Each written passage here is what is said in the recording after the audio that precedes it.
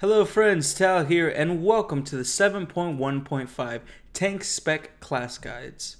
This is where we're going to be taking a look at each of the individual tank specs, all 6 of them, and how they've changed, how they play, and what you need to know moving forward into the Nighthold raid and beyond it. I wanted to take this moment to let you guys know that due to the way that YouTube's algorithm has changed, rewarding videos with high engagement, with more recommended views, and a wider viewership, that if you like me, you like this video, you like the content that I produce, and you want to see more of it, that you please drop this video a like, you subscribe to the channel if you haven't already, and if you could, drop a video, a comment down below, letting me know what you like about the tanks, what you don't like about the changes, any comments and questions for me, and I'll go ahead and respond to them as I can. This rewards the video with a higher level of engagement, allowing us to be viewed by more people, and allowing the channel and the community as a whole to grow. Thank you so much for your time. I hope you guys enjoyed the video.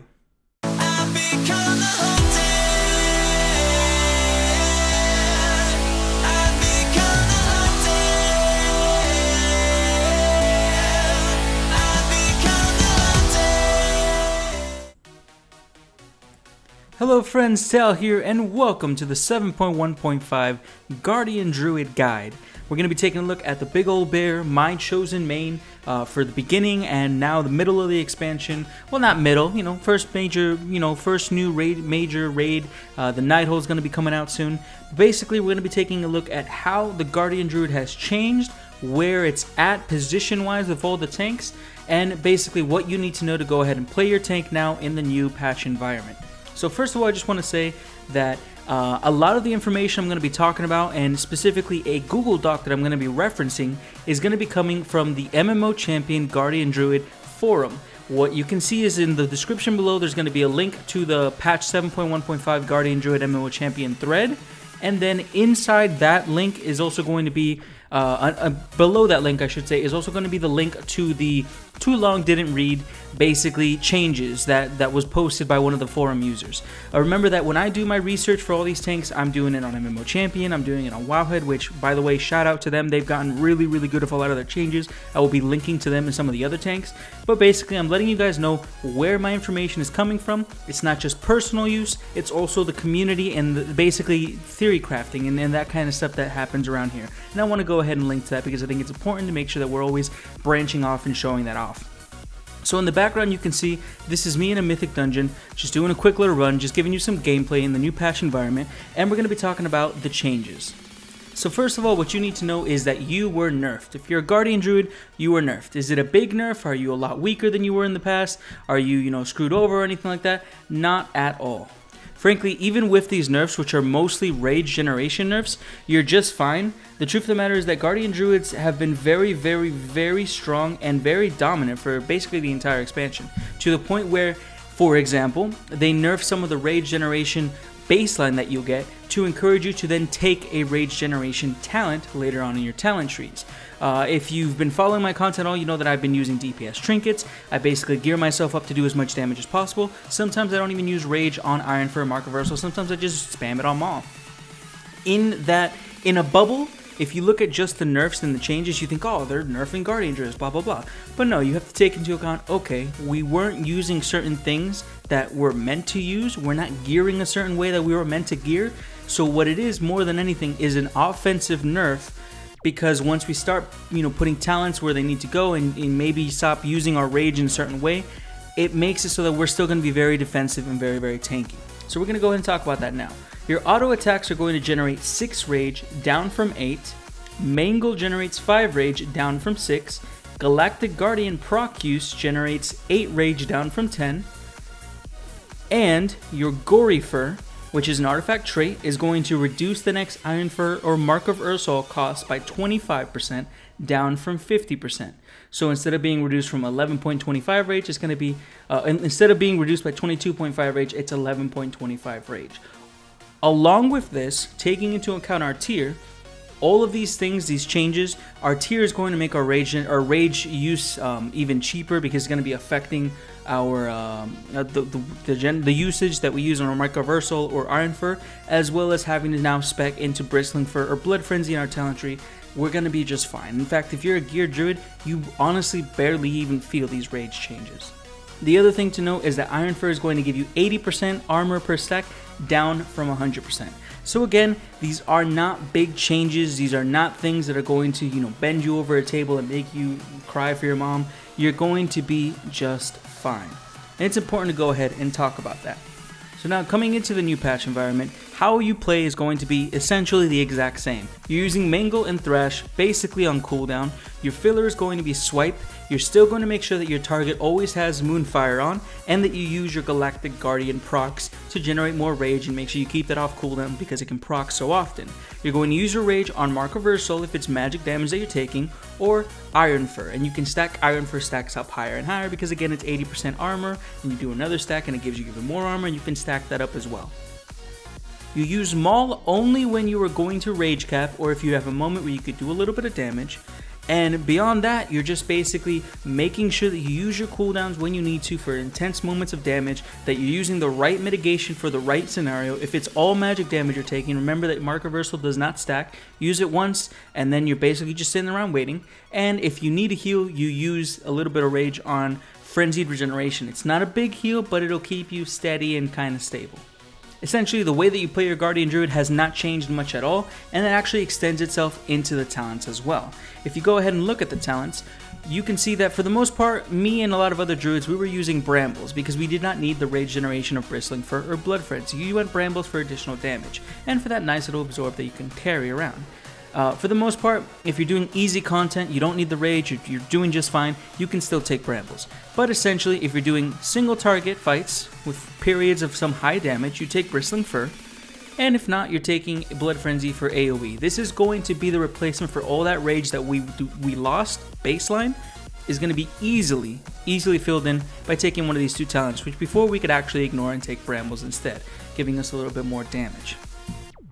Beyond that, Displacer Beast has actually been removed.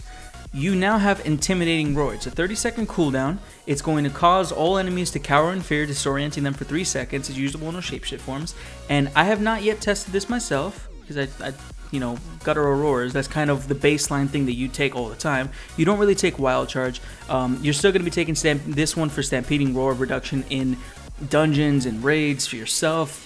Honestly, you're going to be using this more than anything else. But Intimidating Roar, what I've heard is that basically it allows you to use this and not, it does not stop your roar from having its effect by doing damage. So you can roar, make something run around in fear, and you can still hit it and it won't break.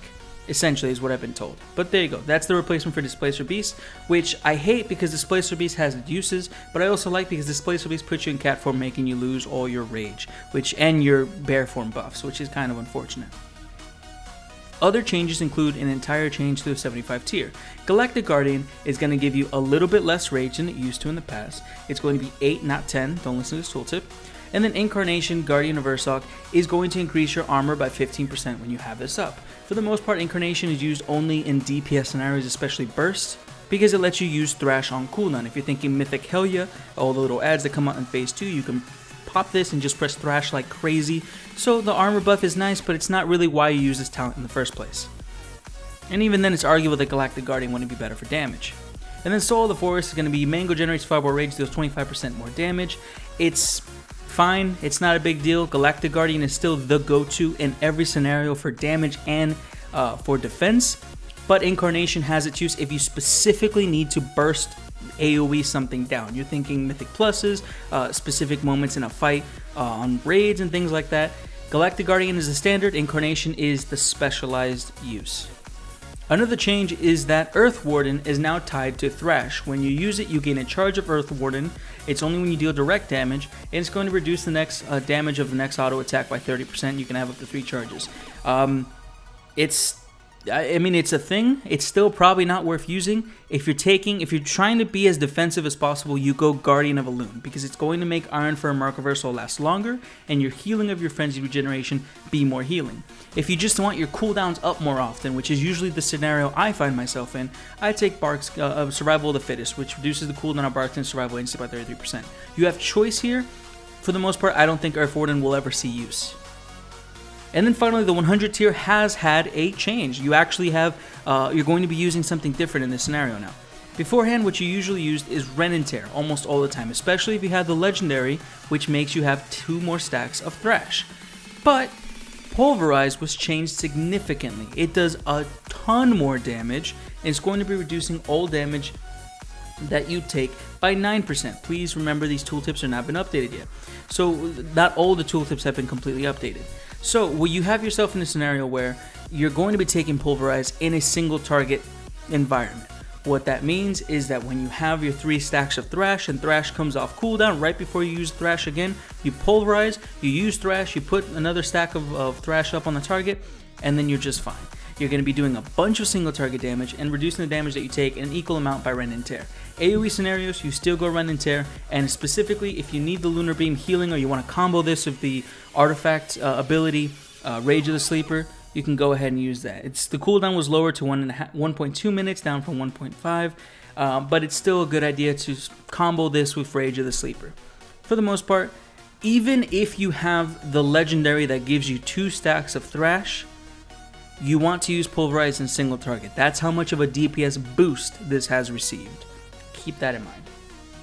Now, taking a moment to look at your tier, what's going to be coming out of the Nighthold raid, your 2-piece is going to be your abilities have an additional 10% chance to trigger Core, again helping out with that whole rage generation stuff that's going on.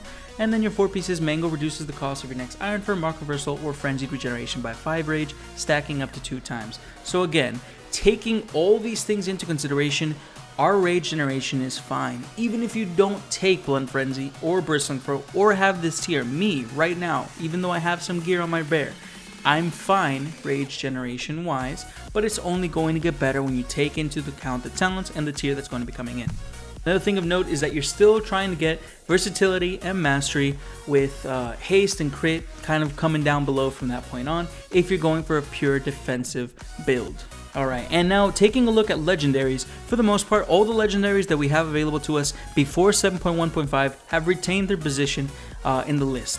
Remember that the neck that gives you the shield is only stronger now because it does not require you to not take damage to get the shield. For tanks, it's only 15%, not 25% like it is for everyone else, but it's still a fantastic, powerful legendary.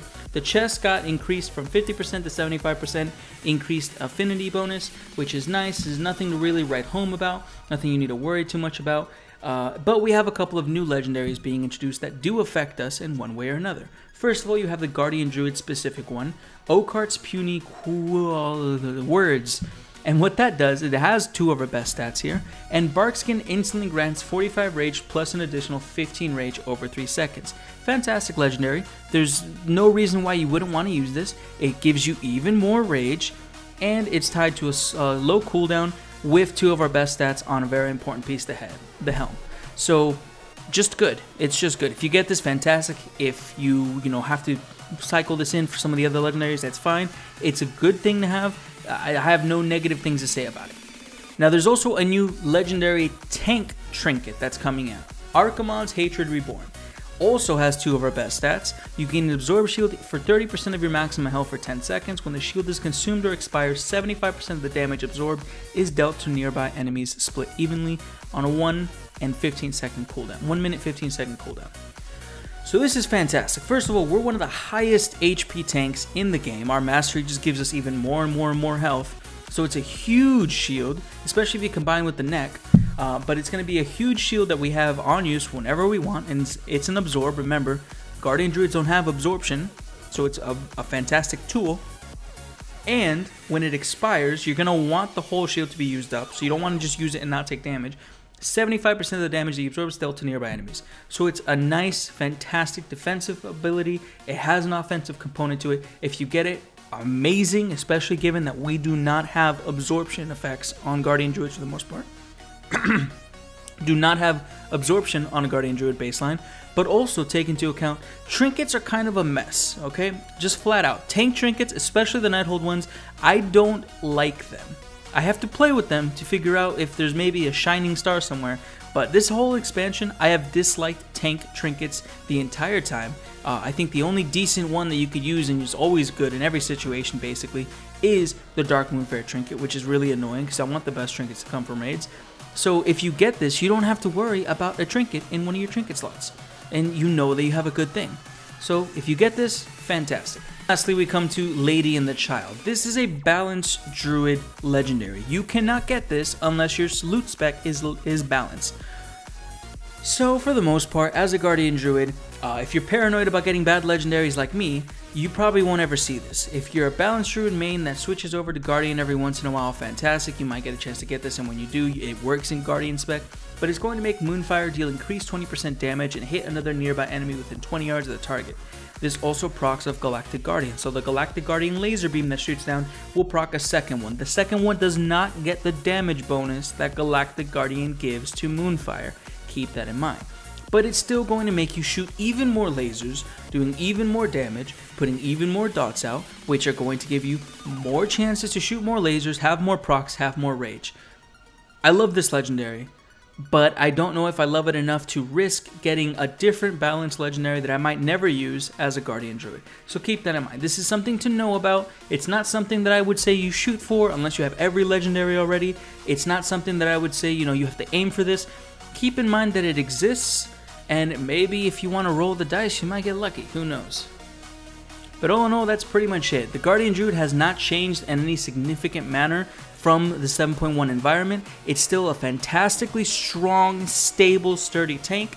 There's just a little bit of rage generation nerfs that came in, but that's easily countered by playing the spec a little bit differently, gearing a little bit differently, and honestly, you're just so strong in baseline that it's not going to be a problem. So anyways, guys, that's been the 7.1.5 Guardian Druid guide. I hope you guys liked it. Remember that I've linked to the MMO Champion forum as well as the Google Doc that helped me kind of organize my thoughts and see exactly what's changed, what differences are and everything. And I hope you guys check that out and just giving credit where credit is due. Thanks for watching, guys, and I hope you all look forward to the next few guides that are going to be coming out. Going with my favorite tank in the entire expansion, the Vengeance Demon Hunter. They are coming up next, and they have a bunch of crazy, fun changes, and I can't wait to dive right into it. See you guys around.